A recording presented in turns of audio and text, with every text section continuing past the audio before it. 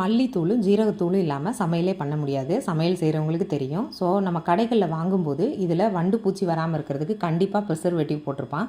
அதனால் கடைகளில் வாங்காமல் வீட்லேயே 1 மந்த்துக்கு தேவையானதை நம்ம மிக்ஸி ஜார்லேயே அடிச்சுக்கலாம்.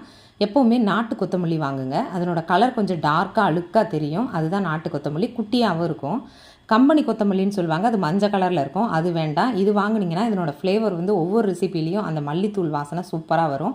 ஸோ இதை மிக்சியில் கொட்டி இதை ஆற விட்டுட்டு இப்போ அதே பேன்லேயே ஜீரகத்தையும் சிம்மில் வச்சு வறுக்கணும். ஜீரக வாசனை வர்றது வரைக்கும் லைட்டாக வறுத்துட்டு இதையும் ஆற விட்டுருங்க.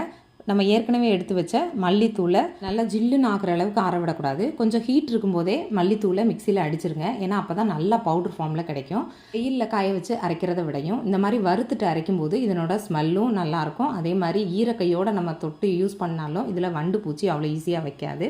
அதே மாதிரி ஜீரகத்தூளையும் அரைச்சி எடுத்துக்கோங்க. 1 மந்த் வரைக்கும் இதை நம்ம யூஸ் பண்ணலாம்.